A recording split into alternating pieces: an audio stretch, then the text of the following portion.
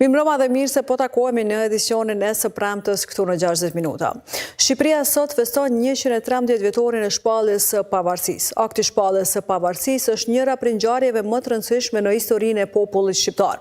Me historianin e shkrimtarit Jusuf Buxhovi do të flasim për rëndësinë e kësaj date për kombin shqiptar. Se si nisi ideja e shpalljes së pavarësisë, si nisi ndërtimi i shtetit dhe kush ishin meritorët e pavarësisë së Shqipërisë, si një histori ata dhe si gjejnë ky përvjetor sot shqiptarët dhe Shqipëri. Të gjitha këto pas pak, por fillimisht ju sjellim lajmet kryesore të ditës.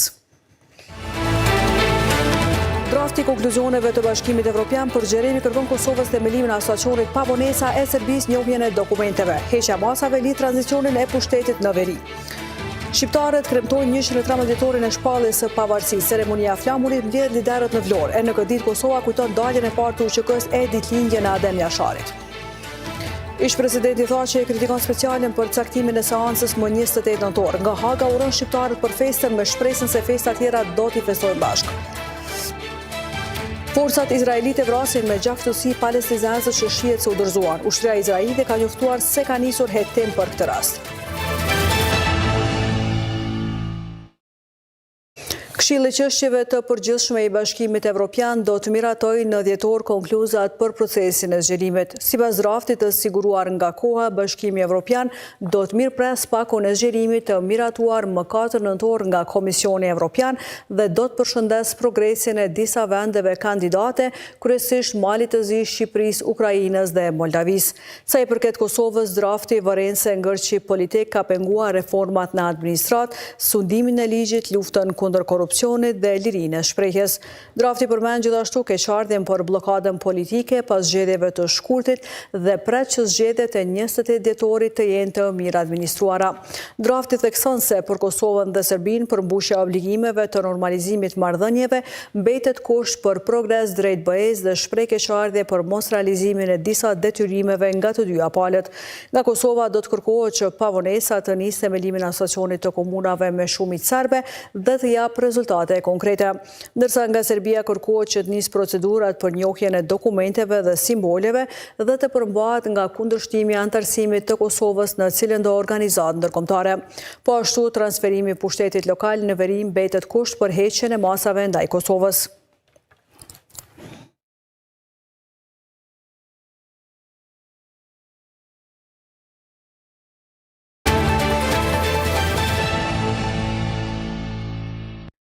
E sot në të gjitha troje shqiptare shënohet 113 vjetori i pavarësisë së Shqipërisë. Në ceremoninë e përveçme është ngritur flamuri në Vlorë. Krah njëri tjetrit krerët më të lartë të shtetit shqiptar morën pjesë në këtë ceremoni. E pranishme në Vlorë ishte edhe presidentja e Kosovës Vjosa Osmani. Në urimin e saj Osmani ka theksuar rëndësinë historike të ngjarjeve të nëntorit, të cilat i quajti bosh të krenarisë kombëtare. Ndërsa kryeministri në detyrë Albin Kurti foli për nëntorin e tretë që sipas tij duhet vi përmes përpjekjeve dhe përkushtimit të vazhdueshëm të kombit. Ministri në detyrë mbrojtjes Ejup Maqedonci tha se rritja e kërcimeve ndaj paqes e sigurisë e bën edhe më të domosdoshme bashkëpunimin mes Kosovës dhe Shqipërisë.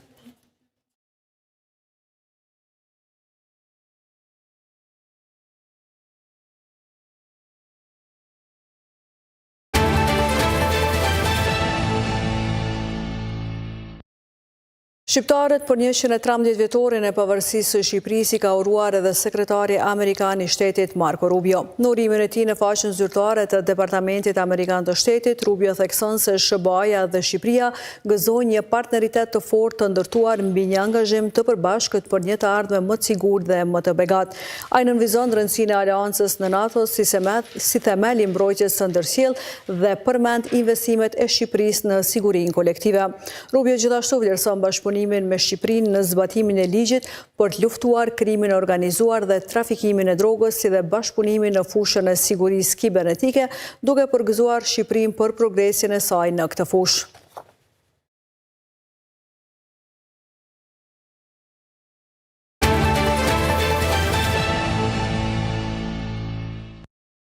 Për 28 nëntorin shqiptarët u uruan edhe nga ish-presidenti Hashim Thaçi, i cili ndodhet në paraburgim në Hag prej 5 vjetësh. Urimin e bëri nga gjykata speciale, të cilën akuzoi për caktim seance edhe në ditën kur të gjithë shqiptarët festojnë.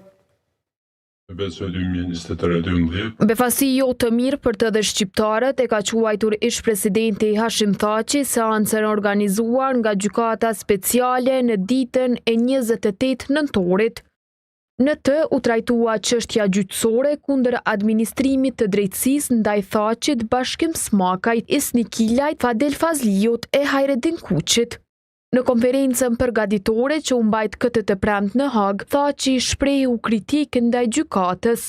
Çdo popull dhe ne, shqiptarët, kemi historinë, traditat dhe vlerat kombëtare dhe shtetërore. Mendoj se caktimi i kësaj seance pikërisht sot me 28 nëntor do duhej evituar. Mbajtja e kësaj seance pikërisht sot me 28 nëntor për mua dhe çdo shqiptar është befasi jo e mirë. Nderuari gjyqtar, së çdo shqiptar ka festë kombëtare, shtetërore dhe familjare, sepse është festa e dinjitetit dhe krenarisë kombëtare, ku si çdo popull i lirë në botë feston edhe kujton. Gjatë seancës ai uroi shqiptarët për 28 nëntorin. Sot çdo familje shqiptare dhe institucion edhe i Kosovës edhe kujton edhe feston. Prandaj mua nuk më mbetet tjetër veç t'i uroj shqiptarët për festën e 28 nëntorit të festojnë bashkuar, krenar dhe me dinjitet. Besoj që nëntorit e tjetër. Pas deklarimit, gjyqtari tha se për caktimin e seancës ka pasur pajtime mes palëve për fshirë edhe mbrojtjen. Fillimisht gjatë prezantimit të parashtrimeve, gjyqtari tha se prokuroria ka propozuar që dëshmitarët të dëgjohen në shkurt të vitit të ardhshëm. Prokuroria ka paraqitur çështjen e tyre, pra provat kryesore mendojnë se nuk do të zgjasin më shumë se 2 javë për të paraqitur gjithë provat e tyre dhe propozon që të gjithë dëshmitarët të dëgjohen në mënyrë të njëpasnjëshme në fillim të shkurtit.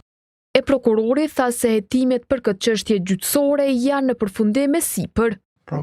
E kam shumë të qartë që materialin do ta kemi në mes të janarit, mbase mund ta ngushtojmë edhe më tepër punën e palës së jashtme. Ajo që ka kuptim bazuar në parashtrimet e palëve është që të kuptojmë provat që kemi dhe të kuptojmë se ajo që sugjerojmë është në mes apo në fund të shkurtit.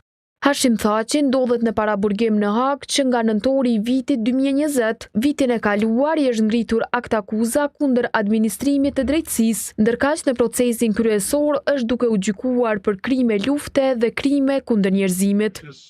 Këtë seanca përfundon.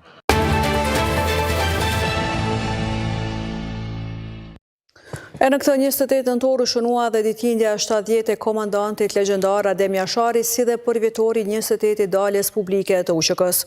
Shumë qytetar, personalitete e përfaqësues politik vizituan Prekazin në këtë ditë përvjetorësh. Rrugët që çojnë drejt Prekazit u mbushën me makina, autobus dhe flamoj kuqezi që nga mëngjesi së premtës.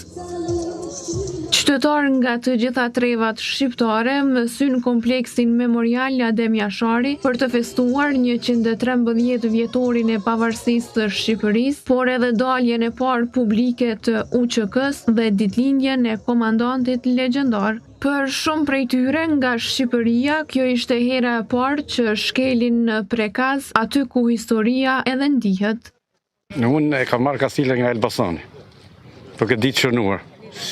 Jemi një komi që dhëmë pavarësisht vujtit i ka hek populli shqiptar, si më të kohë që edhe me këtë kohë populli Kosovës. Me Adem Jashari në krye, që bëjnë gjithë luftë heroike.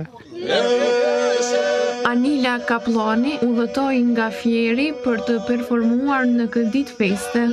Kënaqësia është e jona që ndodhemi sot mes jush, t'i gëzojmë festat dhe të këndojmë dhe të përcjellim nëpërmjet këngës vlerat, traditat dhe kulturën. Unë e kam për herë të parë që vi në Prekaz këtu bashkë me grupin tim polifonik. Ndjesia sigurisht që është e papërshkruar. Kam shumë emocione.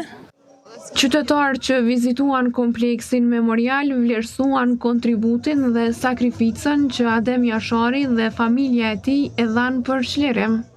Adem Jashari me familje, guximin e saj do të jetë në librin Guinness. S'ka duket edhe periodet e bapashme që një familje i reziston një populli, një janë miku serbo-qetnik, 3 ditë e 3 net.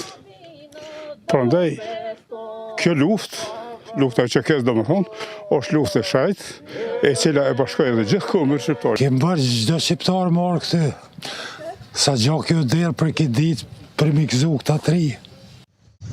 Përveç qytetarëve, prekazin e vizituan edhe përfaqësues institucionesh dhe të partive politike, të cilët vendosen kurora dhe bën homazhe te varrezat e jasharëve. Kjo është një ditë festash për shqiptarët kudo që ndodhen, është një ditë e shenjtë për neve dhe prandaj qytetarët nga të gjitha trevat, përfshirë nga Mërgata, vinë edhe festojnë këtu në prekazin e lavdishëm, një ndër vendet më të shenjta që ka trevat shqiptare. Nga do që të nisemi si kom, nga këtu fillojmë, nga prekazi legjendar, nga prekazi sakrificës, nga prekazi heroizmit, nga prekazi që është një kujtim dhe një mësim i përhershëm, që atdheu, liria, duhet të duhen pa kushte.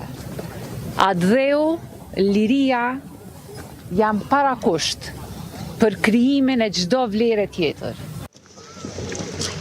Homazhe bën edhe veteranët dhe përfaqësues të organizatave të dala nga lufta e UÇK-s. Kryetari i OVL UÇK-s, Hysni Gucati, pas se festat e nëntorit mbeten të mangëta pa ish përfaqësuesit e ushtrisë çlirimtare të Kosovës, të cilët ndodhen në Hag.